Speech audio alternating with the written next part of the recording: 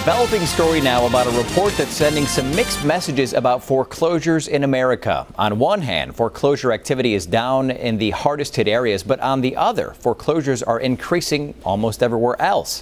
WMBF News reporter Brendan Herring is live in Carolina Forest tonight to see if the report has a message for the Grand Strand. Brendan?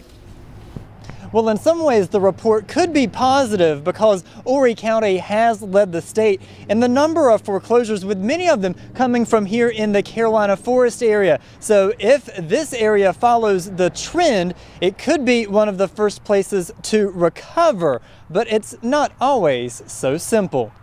It has a terrible impact on the values of property, and that's where we're being hurt the most. Real estate researcher Tom Mazer says that's why having a high rate of foreclosures is a bad thing for an area. When property values drop, it eventually has a trickle-down effect that can cause cutbacks in government services.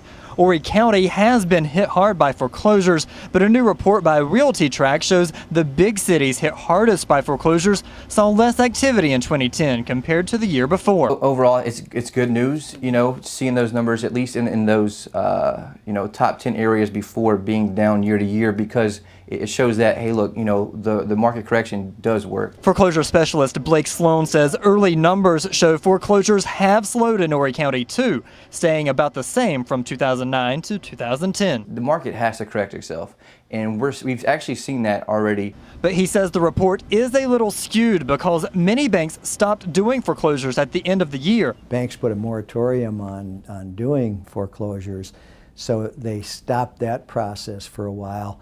They also are holding back many so they don't flood the market. Foreclosures as a part of our life is going to be around probably for, could be up to 2 more years.